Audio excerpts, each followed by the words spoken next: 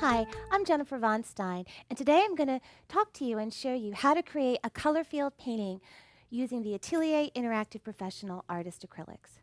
One of the great things about contemporary abstract expressionist Mark Rothko's work in his Colorfield paintings are the way that his rectangles just seem to float into the space. The reason I really like these paintings so much is because they have this ethereal, luminous quality. Now, Mark Rothko used oils for many of his paintings, but you can do these techniques using interactive because you have the ability to use wet over dry techniques such as glazing and wet techniques to get that soft blending effect. And I'll show you how. What you're going to need are a selection of paints in both transparent, semi-transparent, and opaque colors. And you'll be able to tell that just by looking at the colors that you see on the paint tube. If you see an open circle, you'll be able to know that it is a transparent paint.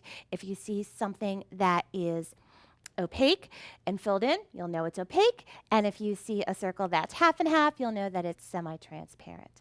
I chose some colors, cerulean blue, permanent green light, because those colors are next to each other on the color wheel, and they're analogous colors, so that it will automatically give this a more of a softer, soothing type of look.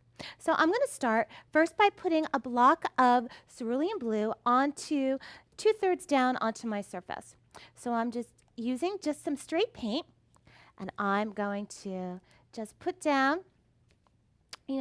a square rectangle.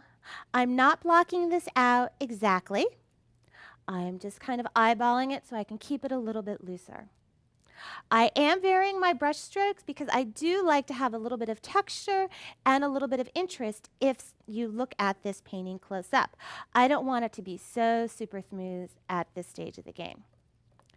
So I'm going to just kind of put that in, and you can see I'm laying the cerulean blue, which is a semi-transparent paint, on fairly heavy so that I can have a good mass tone of color. All right, there we go. The next color that I'm going to use is permanent green light. Clean my brush here, and I'm going to put that down at the bottom third of my painting here. There we go. Now, permanent green light is also a nice semi-transparent color, but you can see when I paint it out and get that nice undertone, it really has that beautiful yellow in it, and I like that, so that'll look good. The reason that I chose these two colors as well is because with the blue and the green, it kind of reminds me of the sky and the land. So it's a nice kind of abstract reference. So here, I want these two edges to blend, and so I'm just going to just kind of go back and forth. And when I start to feel my interactive paint get tacky, that's a sign for me just to give it a little bit of moisture. And I'm using my water sprayer, and that's going to make the paint just go back to that nice creamy consistency, so I'm able to have that nice smooth transition.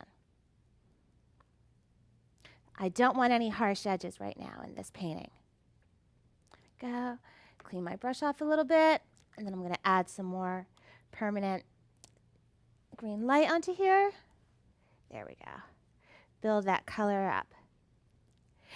Now the next thing I'm going to want to do is that I'm going to want to maybe add another strip of color, something to signify the sun. So I'm going to use some of my transparent yellow, which is a full transparent color.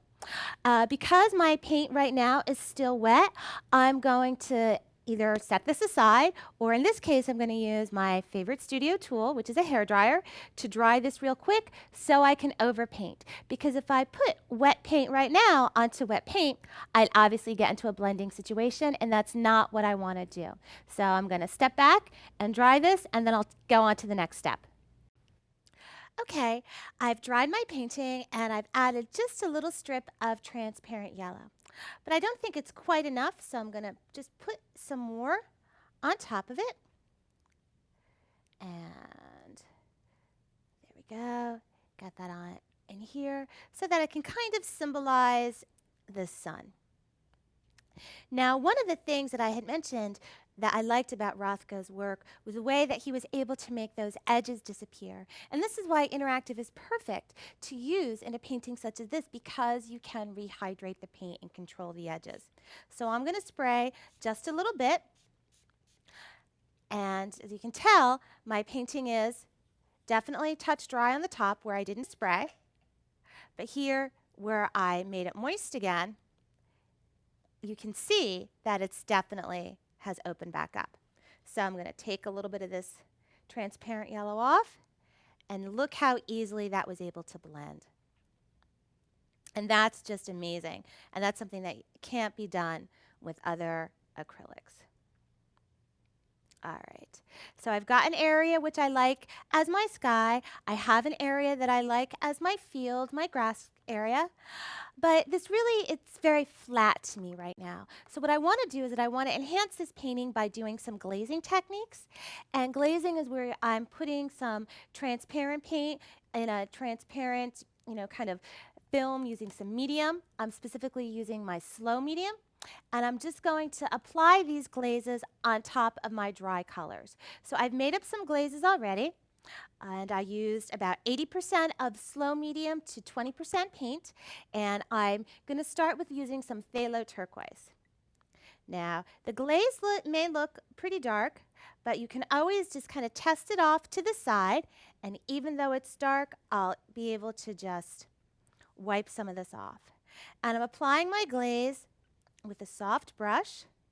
And I'm going to apply it all down here. You can see how it really has started to deepen the color. And the next thing I'm going to do is then I'm going to take my rag, because this is a little too strong, and I'm just going to wipe some off. Make it some softer. And this is why, those old t-shirts or things that you're not quite going to wear anymore, they're perfect to bring into the painting studio because they can be nice and soft. So now I have that nice depth of color. It's not so flat. And I can do the same thing on top, but I'm going to be using some dioxazine purple. Now, dioxazine purple is a very, very strong color. You don't need much of it. And even though this glaze looks very dark, I'm going to be able to put some on and then just wipe some off. And I'm going to put some on right along my top here. And I don't have to cover the entire painting, maybe just parts of it. Get some on the edges. And if I like the way that the glaze looks very dark, then I could just keep it on. But for me, it's maybe just a little too much. So I'm again just going to use my rag and just soften it so I don't have all those harsh edges, those brush strokes.